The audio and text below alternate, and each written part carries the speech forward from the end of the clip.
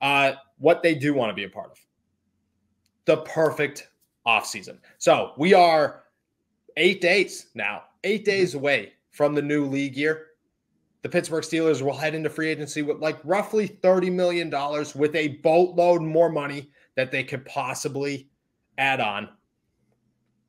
Would you like to assume, in this scenario, would you like to assume Minkah Fitzpatrick and Diontae Johnson both get extensions, or do you have different plans for how that goes down? I had just one of those guys factored into my perfect offseason, so we could probably get into that a little bit if you would like. Yes. Cool. I'm all ears. My perfect offseason, before free agency even starts, I would try my very best to get Minkah Fitzpatrick a new deal. I know that Minkah did not create the amount of turnovers people would have liked last season, but you have to understand his role as a free safety is pretty much playing center fielder. And, if guys aren't throwing super deep on Minkah, he's doing his job. And the fact that he has showed the capability of coming up and playing around the box and being able to bring some guys down on occasion. I understand he does miss tackles, but, he's not Terrell Edmonds just in terms of bringing ball carriers down. He's still one of the best safeties in the league, and I think it's about time that he gets paid like it. Lock him down long-term with TJ, and you got to like the Steelers defense moving from there. When you talk about Diontae, I think that extension can wait. I would really like to see how Diontae responds this year because he came on very strong last year and then kind of tailed off towards the end of the year. And the hate and the remarks surrounding Diontae just never really seemed to go away, right? It's always one or two things that have to be said about him. And ultimately, I think it's going to be up to him to silence a lot of people, including me, because I have been very critical of him, especially down the stretch of the 2021 season. It's going to be up to him to kind of, rectify all of the wrongs that he had last year. So I'm tabling the Diontae extension, maybe in the summertime before the season if he wants. I will say, though, that Mike Williams extension that he got today, $20 million a year, and Deontay's looking at that and he's like, all right, let's start right here and then we'll continue talking, right? Going into free agency, I would like to see a little bit more cap space freed up. And like you already alluded to, there are certain moves that they can do, certain restructures that they can kind of push to the forefront and to free up more space. Give me all the offensive linemen. Give me whatever offensive lineman that you can find. More than anything, though, get me a veteran cornerback. I don't think you should ignore a corner in the draft class, the upcoming one at least. Go get a veteran guy. You are losing 3 guys in your secondary. You are going to need a man who knows exactly what to do. I'm not saying go get J.C. Jackson from New England, who did not get franchise tagged, by the way. Very interesting. He's going to demand a lot of money, whether or not you want to spend on him. Completely different decision you have to make. At least try to get somebody, inside linebacker, corner, or offensive lineman. I'll be happy with that. Heading into the draft, best player available has never done you wrong, right? And it doesn't matter what position they play. If you add good football players to your team over the course of time, your team will be a good football team. Not rocket science. I know, crazy. So, if they're sitting there at 20 and we're assuming that Willis and Pickett are going to be gone, take the best corner, take the best offensive lineman at any position, center, guard, tackle, you name it. If they're there and you really like them, go grab them. Any upgrades along the offensive line will be welcomed. Any upgrades along the cornerback room will be welcomed in the first round. That day 2, day 3 area, that's where I would start to entertain a wide receiver, potentially an inside linebacker there as well. And hopefully, on day 3 of the draft, you get some depth at edge rusher, Hopefully find another running back that can kind of complement Najee Harris and his skill set and what he's able to do.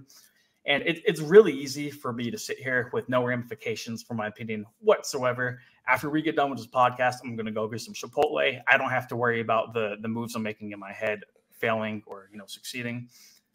But it seems pretty cut and clear what the Steelers need to do, right? We're not overthinking this.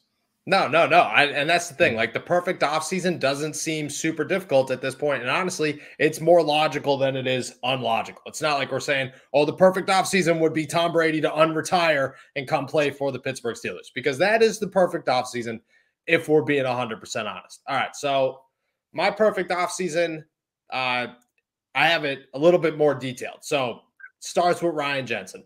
You got to go get Ryan Jensen. If he's market valued at 3 years, $30 million, you go get him. He solves so many problems on that offensive line. Just like you said about Rodney Hudson, he literally comes in here and says, everyone around me is going to be better instantly because we have the best player on our offensive line in the middle of the offensive line. Worked with Marquise Pouncey for years.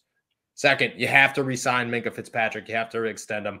That's not even a question. He's like the third best, maybe the second or the first best safety in the NFL.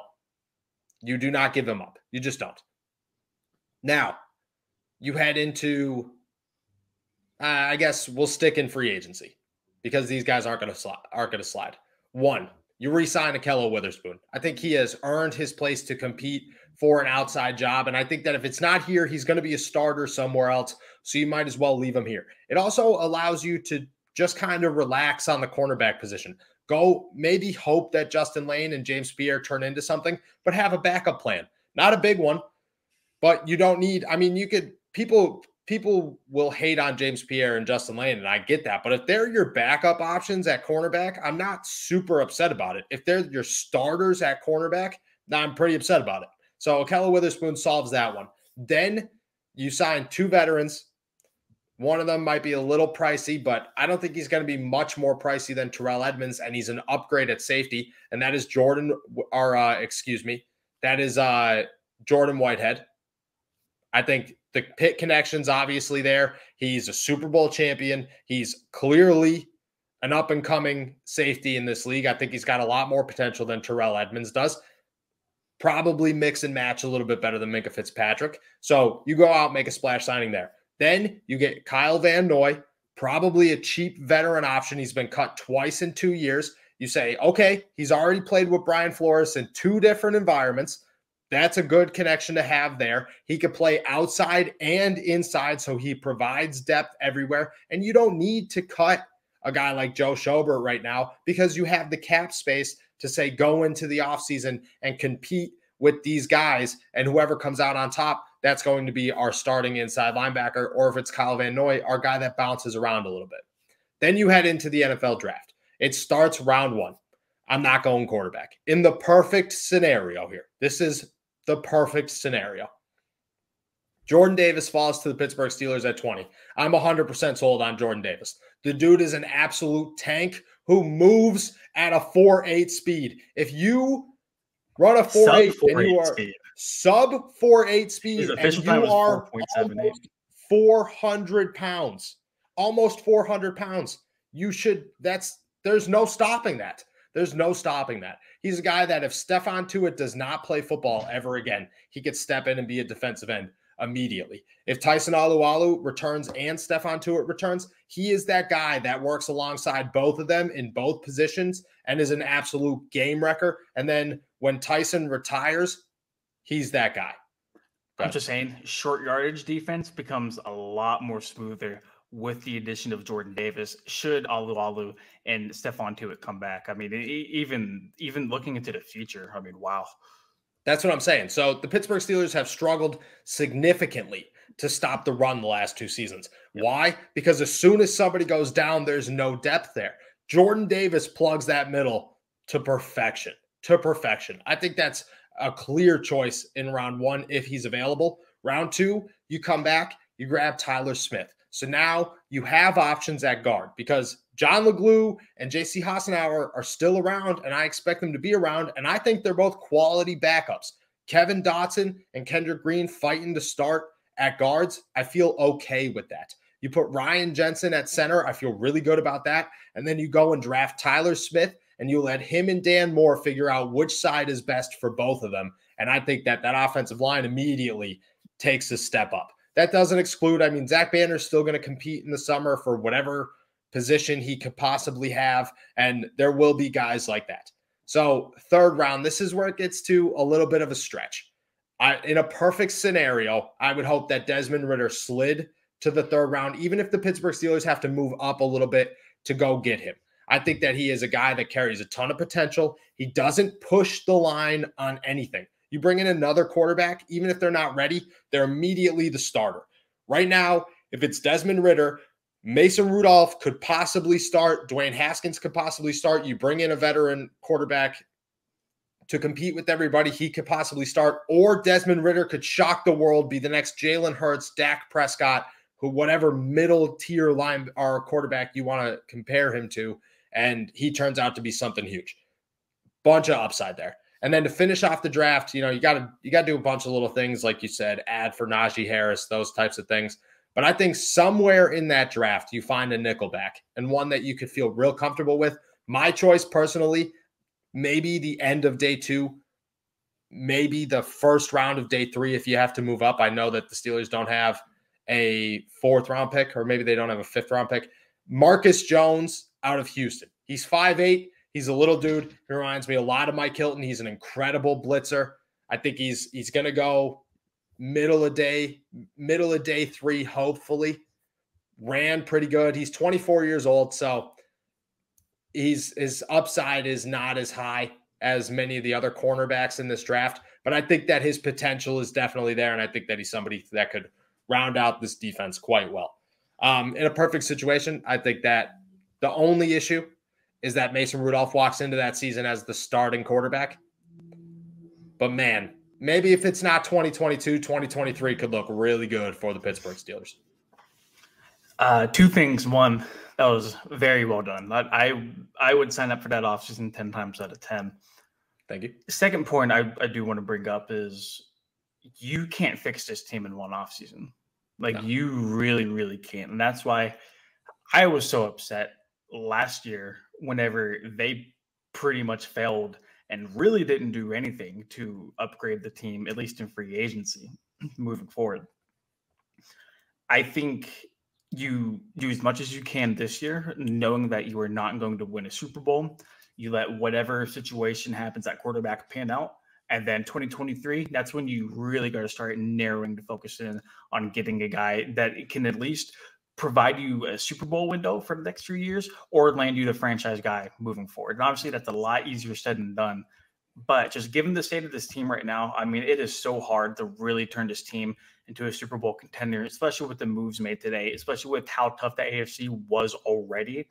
So I think that offseason would be chef's kiss. Yeah, I think that there is potential that the Steelers don't totally bomb in 2022. I think there's plenty of potential there, no matter who the quarterback is, no matter what this team looks like. I think that there's always potential there. But I think overall, we can both agree that looking ahead right now, it is a 2023 and run and gun season. But I think 2023, like, that's the thing, is like, if the Pittsburgh Steelers don't make the playoffs this season, even if it's not a total waste of a year and the Pittsburgh Steelers just miss the playoffs, 2023 has so much potential for this team that it's like, it's a Super Bowl year. If they could figure out the quarterback situation and do the right things this offseason, this draft and this free agency class is so loaded right now and the cap space is so there that the Steelers are in prime position to turn their future right around. It's not like we need 5 years to rebuild. It's like no, everything's in front of us, and if we get it right, we have one year before this is skyrockets to the Super Bowl. And I think that's the important part, though, because in order for that to happen, you need to have very good off seasons, which goes back to last year whenever we were slandering the front office for the pile of garbage that was last year's off season. So that puts even more emphasis on this year and next year heading to 2023 if we are trying to hold up a Lombardi trophy at the end of February and plan Super Bowl parades. Yeah, no, you're right. If you look, it can't be pressed with anything. And I think it goes full circle here. Like right back to our initial conversation. The Pittsburgh Steelers can't walk into this offseason saying Russell Wilson just came into the AFC. Oh my God, what are we going to do? They just have to say, these are the holes in our team. How can we fix the holes in our team? We need to find a franchise quarterback. Unfortunately, you can fix every single hole on that team and not have a franchise quarterback. You can fix every single hole in that team a lot easier than you could find a franchise quarterback. They're 1 in a dozen. There's only 32 of them in the NFL. So I think that that's the key, is just stay cool, calm, and collected. Do your offseason. I think it's a perfect year for Kevin Colbert to have the pressure on his back to go outright and to also kind of stop thinking 10 years down the road. It's like a now and maybe the next couple of